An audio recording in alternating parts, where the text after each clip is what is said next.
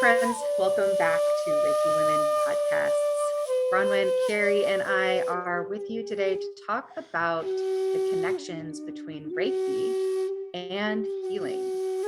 This is something that most folks might think there's obvious connections to, that Reiki, the purpose of Reiki is healing. And it's something that there are many layers to that we're excited to dive into. And so let's just open up this conversation. Ladies, what comes up for you when you think about the connection between Reiki and healing? Yeah, so I think that Reiki, there's a lot of correlations between Reiki and healing, but it is helpful to separate them out. Sometimes you can think about it like, ginger and cardamom in chai. They go together really well, but they're not necessarily the same spice. And so it's helpful to just differentiate a little bit and be mindful about our expectations that we have that kind of get immediately wrapped up into the word healing. And so I think for many years, I, just thought of healing as healing. I didn't put a whole lot of thought into that word and what I have expectations of inside of that word. And it finally came to a point where I think it was really helpful for me to create a North Star around what healing is, especially within the context of like mental and emotional healing, where it's not like the wound is ever going to go away. Wound or our triggers, they're always going to be there, but there is an intentionality around, well, how can I heal that in such a way that I'm not living from that wounded place in my life or in my mind. So for a long time, I just started working with the definition, healing is getting better, not worse. And I like that definition a lot. And it just helps me be mindful of like what trajectory I'm on, but also aware of that fact that healing might have peaks and valleys. And for somebody with a chronic illness, healing might look like having more good days than bad days and feeling really resourced when they are having a bad day, of how they can use skills, breath work, maybe Reiki, to support them in those, those low points in their healing.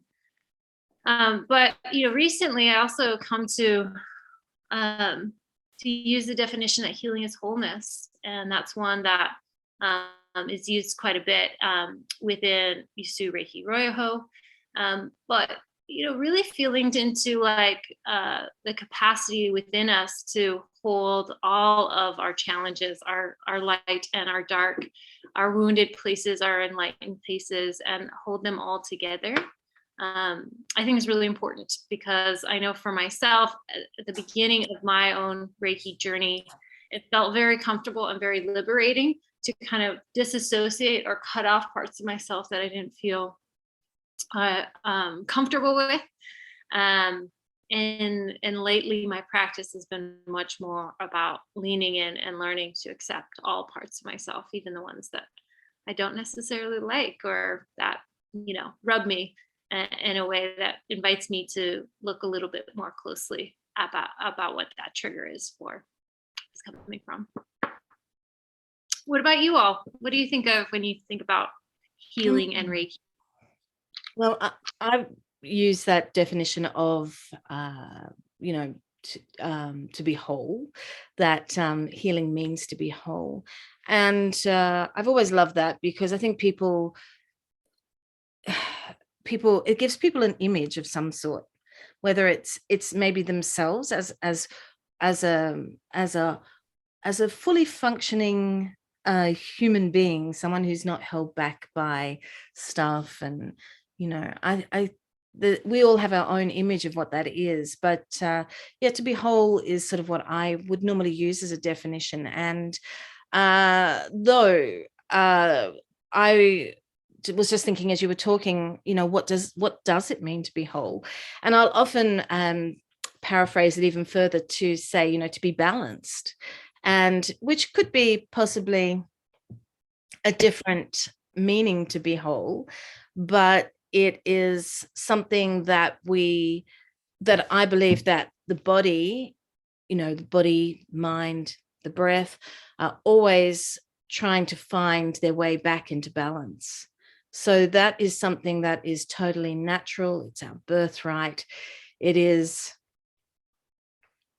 something that it doesn't mean that we don't have hiccups, that we don't have issues, but it means that we're finding ways of working with them, whatever that is, whatever in that moment that is. But it's like they talk about the brain being, the plasticity of the brain, that it finds its way back to working. It'll go around something. If something's died off, it'll work around that, and we just need to help it find its way. And the system of Reiki really helps us in finding our way, and it helps us find that balance. So in that sense, the practices that we do within the system of Reiki are there to give us the opportunity to find balance and ultimately wholeness. But whether wholeness means enlightenment, for example, I don't know. That's up for discussion. What do you think? Yeah, I love the way that both of you are sharing definitions of healing and the intersection of healing with Reiki in ways that really open up and expand how we think about healing rather than constricting it. And I know that when I first came to Reiki, my definition of healing was fairly constricted. It meant if you're hurting, the pain stops. If you're upset, you're calm. If you feel broken, then you aren't broken anymore.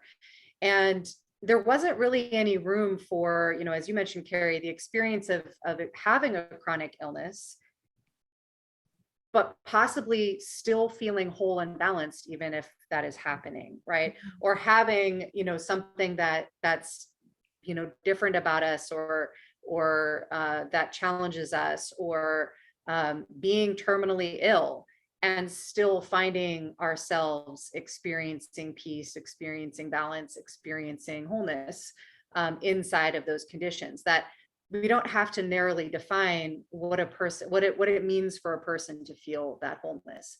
And slowly that definition has opened up for me. And realizing that the definition of healing from the perspective of the system of Reiki is given to us in the precepts. It's not being attached to our fear and our anger. It's being rooted in gratitude and compassion. It's living true to ourselves, being diligent in that. And that we can experience those conditions alongside of a whole range of other human experiences. We can experience ourselves to be whole and healed when we're living as an embodiment of the precepts, even if something, seems to be not well with us. And just that broadening of that was such a relief. And it was also really exciting to see that we don't have to narrow down that definition. And that also really opened up for me or it coincided with refocusing on Reiki as a self practice, rather than something that I am doing to or for somebody else. I am going to heal this other person. I'm going to give them healing through my Reiki practice. It's, now shifted to, I'm going to be with this person. I'm going to be as close to an embodiment of the precepts as I can with this person, and help them to remember that they are also this way, that they also have these qualities. They have this capacity to not be afraid of what's happening, whatever that experience is that they're happening, to not be angry about it, to experience the physiological healing power of gratitude and of compassion. And so there's this relaxation that's happened for me around like almost tension of thinking like Reiki needs to heal people in a particular way. And if it's not happening in the way that I think it should happen, then something is not going right. As opposed to a curiosity and an openness, a spaciousness about what is it that's shifting? How would that person, or how would myself and my self practice describe the shift that I'm experiencing? And is it in the direction of more wholeness, more rootedness, more balance? And by and large, the answer is yes, but it might not come in the form that we expect. And there's just so much freedom in that. And the reframing of, the purpose of the system of Reiki is to live our lives as an embodiment of the precepts. One of the outcomes of that is that we can experience something we might call healing, right? And then we get to define that healing in ways that make sense to each of us. So I love the spaciousness that comes through when we just kind of make that shift of mindset around the concept of healing in Reiki. Yeah, I love the idea that you could be working with the precepts and taking that as a form of wholeness. Because that idea that, often I think it's very much a human thing, but that we think that there's like an end, we think there are like these points that we have to get to, but these points don't really exist. This is just it. This is it. This is everything, right? And so to say that, I'm working at, becoming whole, yeah, actually sort of doesn't work, because in this moment, if I'm the precepts to the best of my ability in this moment, then I am whole. I think that's what you're saying, Michaela, isn't it? Yeah. Yeah. And that every moment that we have that experience matters, right? Like you just said, it's not this like end goal. Like if, you're unwhole until you're enlightened and then you're good, right? It's like every step along that journey that you experience something that feels like wholeness, that feels like balance is a win, right? Is a moment of healing, even if it's very, very brief. And over time, we find that those moments extend, that they become more normal, they become more a way of life. I just recorded a video for my YouTube channel on anger, working with the preceptor on anger and kind of how we hold anger in the system of Reiki. And, in thinking about that video, is reflecting back on my relationship with anger, that it was emotion that I very much suppressed and barely felt at all for most of my life. And then it caught up to me, and I had this like overwhelming period of time where I was just so angry and couldn't move it out of my body, right? It was out of balance. And that on the one hand, it felt good to feel that anger because I'd been very numbed out before that, but it was very much out of balance. And juxtaposing that to the period of time in the beginning of COVID, where I really took some time to notice how I was feeling in this time of chaos and change and disruption. And I was very grounded, connected, and not angry, but not numb also. So like I had this experience of not being angry, but also not being well, right? Not, being diseased in the sense that I was numb and like dissociated, versus feeling grounded and connected and also not, caught up with that anger.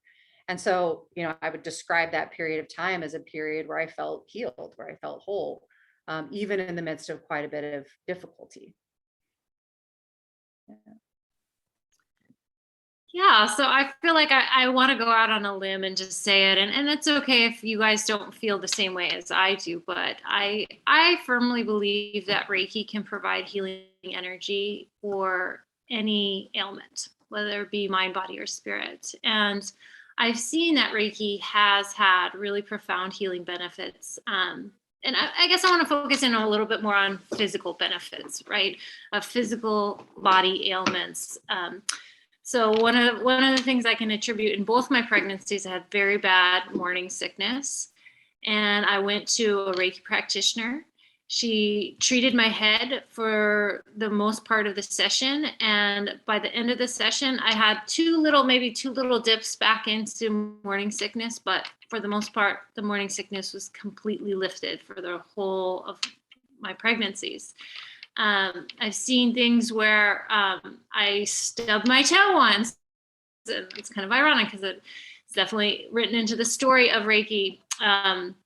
But I, put my hand on my toe, and it healed, I mean, like I could feel something burning and stinging in my leg. And there was just this immense energy moving physically through my body. And, by the time it just kind of, completed itself, my toe no longer hurt. I did the same for somebody else who had a broken toe, and she felt the exact same thing. And by the next day, her foot was better. And and then also I got to say that I came from an experience when I was a child. I witnessed a lot of faith healing. And my parents were evangelical Christians. And we'd go to church, and a lot of times at the end of a ceremony, or people would call up to the altar and let's hold hands on people and pray for them. And so in some senses, I actually don't like that association of Reiki with that, because I kind of have some spiritual trauma from my childhood witnessing these experiences. But what I can say is that when I was a child and I witnessed these things, I saw spiritual energy transferred somehow through the prayers and the holding of space for somebody else and the witnessing of people's pain. And I felt very strongly that there's some part of the mystery of life and consciousness that responds to our suffering, responds to our pain, is trying to make it better for us. Yeah. And so that's something I wanted to say. I mean, I have more to say about that, but I also have to say that I also, do differentiate.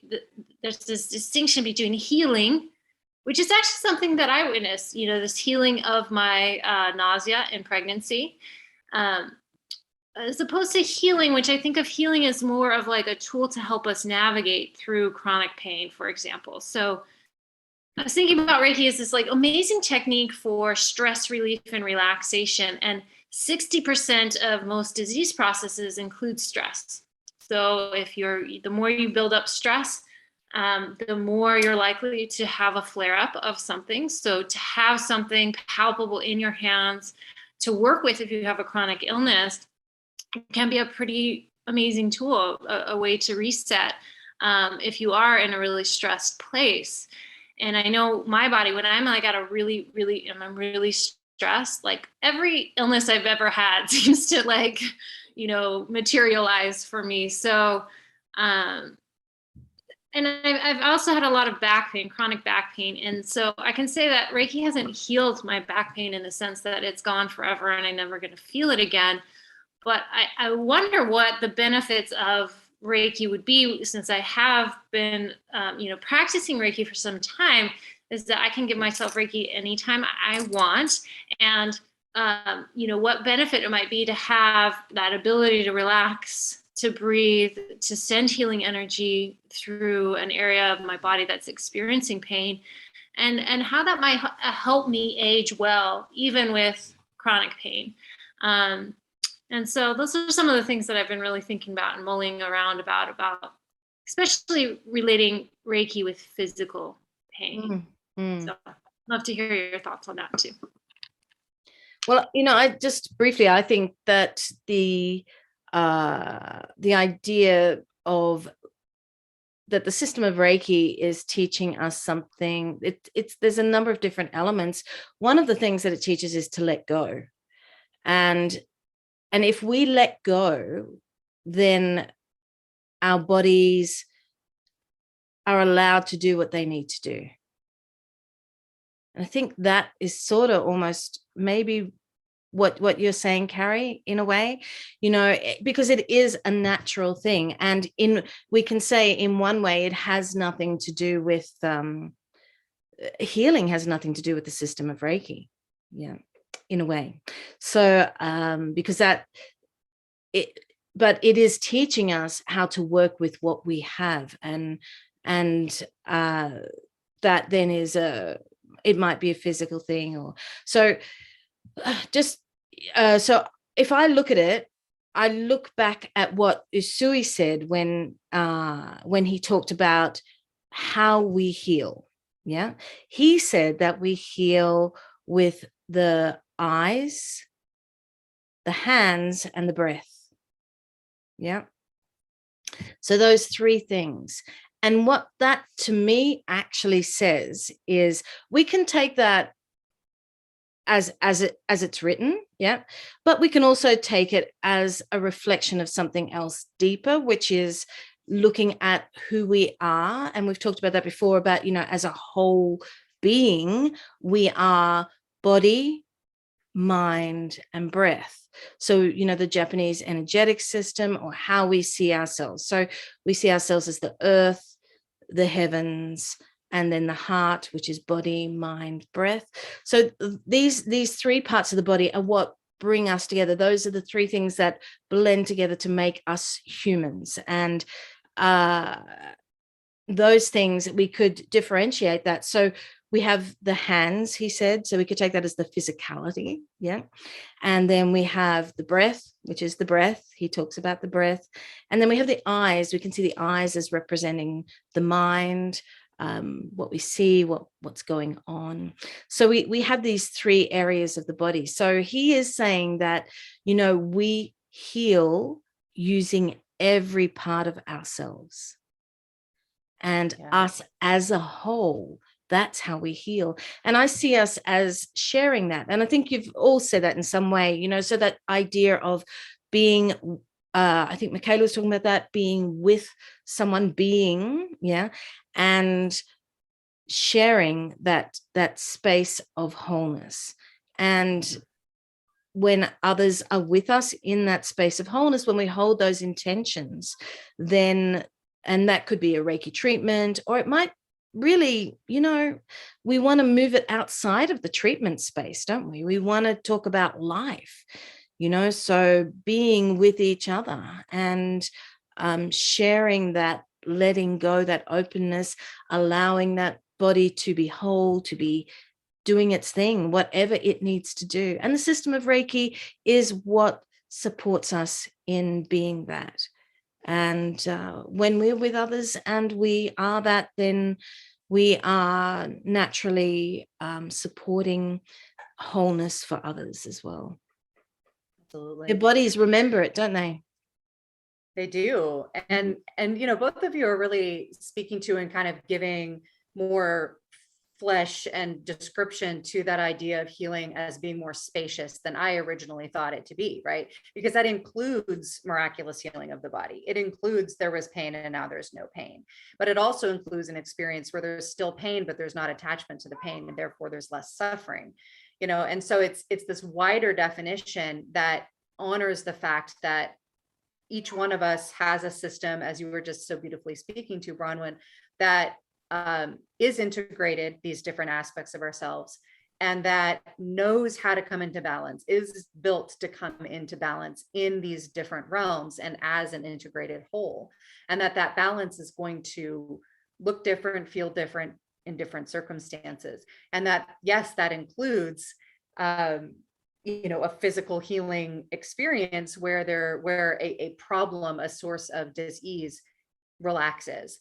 And, the fact, as you said, Carrie, that so much of the heightened impacts of many illnesses has to do with stress, has to do with the conditions of our body running stress hormones, and of feeling the fearful and angry emotions that are associated with chronic illness.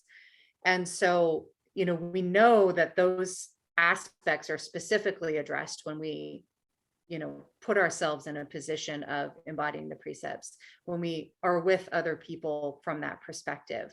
And so, again, it's opening up, what does healing mean? And what are the mechanisms through which healing occurs inside of the system of Reiki? There's, I wouldn't say that I am ever going to be in a position to 100% definitively say what the answer to that is, but how I've come to understand it as this remembering of a part of ourself that is integrated, and the physiological, emotional, and mental impacts of that remembering all across our system, and then amongst us, right, within our social systems, that is a powerful mechanism that opens up possibilities that we don't even fully necessarily understand. I know I certainly don't, which includes miraculous healing, which includes being able to be in a place of acceptance that we might be, in a really difficult place, that we might be experiencing a terminal illness, that we might be losing something that we can't do anything about, that all of that is included in the container of what's possible when it comes to healing in the system of Reiki. And I love, Bronwen, that you said that healing and Reiki aren't necessarily the same. And, Carrie, you started with that lovely metaphor about chai, right? Like that it's experiences that come together in this really lovely, beautiful synergy, but they're not necessarily the same. They're mechanisms that work with each other, that come into our lives in ways that we absolutely can experience as miraculous. I was just working with a client last week who was having a really intense fibromyalgia flare up and had just been in really intense nerve pain for quite some time. And, after our session, that pain was gone. I don't know if that pain came back at a certain point, but for that day, just for that moment, that pain was gone. And there was something in her system that remembered balance, that remembered freedom from that pain, and took that opportunity to step forward and to make those conditions happen inside of her body. And yeah, that happens over and over again. And it's part of what's so juicy and, just makes us want to stay inside of this practice. Yeah. Well, I always say we can die whole. Yeah. So that we have to, right? Yeah. Like if we can't die whole, then we've got problems as living beings. Well, we have got problems as living beings. Yeah. And that's the thing. So we are working on ourselves with, but I guess what I'm saying is that it doesn't mean we're not going to die. And yes, I mean, I definitely believe in miraculous healings. If we have that openness to allow our body to do whatever it wants to do, anything can happen, But yeah, go ahead. No, go, Carrie. Yeah. Yeah, well, I think it's so interesting what you were saying about your client with fibromyalgia, Michaela, because, when you do have a chronic illness, that more than likely isn't going to be cured by one Reiki session or even, many, many, many, many Reiki sessions, that it's just something that's occurring in your body. Disease is also a natural part of living. But, for that person who might rely on, narcotic pain medication, that might have to rely on even over-the-counter things like Tylenol. When you're in chronic pain, those kinds of remedies become very problematic, because over time, of course, they're going to, erode your liver's capacity, those kinds of things. So what a beautiful benefit to be able to release the pain in your body through an all natural technique that is going to leave you with no side effects, or there's none of those lingering side effects from chemistry. So I think that's also just incredibly beneficial. And that also, it speaks to the ebb and flow, the peaks and valleys that, inevitably anybody is going to face who has a, degenerative disease or lifelong disease. But yeah, I agree with all of you. I think it's incredibly hopeful and important for us to stay open to all the magic that life provides. And I think of Reiki, the element of Ki in Reiki, life force energy. So, we're alive. We have this aliveness flowing through us in every cell of our body. And we really don't know the limits of that, how that can specifically heal. And I know there's been times in my life where I have been in a lot of pain or depressed. And I think Bronwen explained it to me that, there's like this lampshade, and it's our traumas and our, mindset and all these things. It's like you put a blanket over that light. And, when you're in chronic pain, it's a really heavy blanket. And it's emotionally draining. It's physically draining. It really takes a lot to rework our mindset when we're in a lot of pain. And so, those good days can mean so much to somebody who's in that kind of situation, when they can really shed that layer around them, that heaviness of their pain, and find a moment of reset, like who am I beyond this pain? Because all you're feeling it and that's all there is.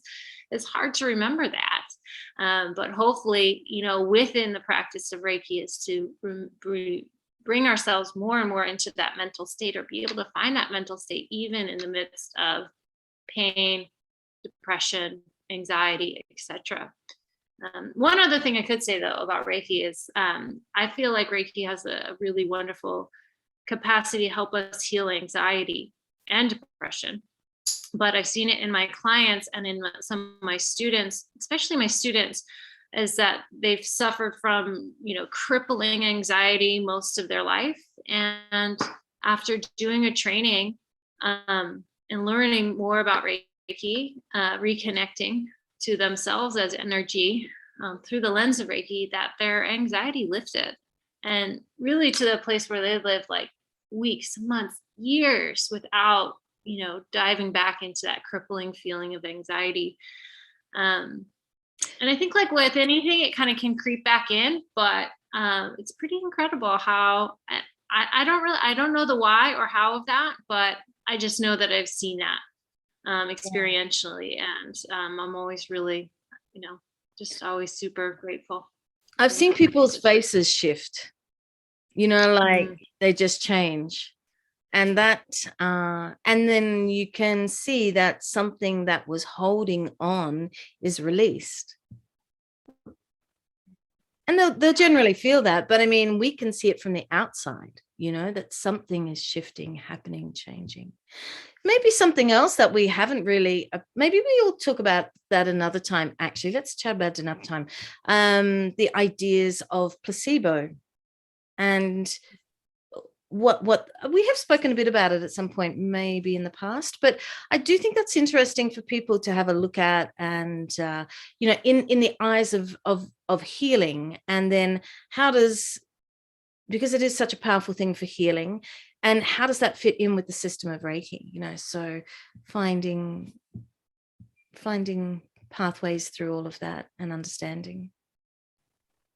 Yeah, I think that would be a fascinating topic. I've done some research into placebo, and I actually think there's a really strong connection there, that when we believe we're receiving medicine that we're not literally receiving, that our natural process of Reiki, or however else we want to name it, kicks in. That it's not that medicine that we think we're receiving that's doing the healing, it's something else. So yeah, would love to talk more about that. Human beings, we're so complicated. Yeah. We're so complicated. We have to trick ourselves into doing what we already know how to do. Well, friends, we are coming to the end of our time today. We had a bit of a short podcast recording today.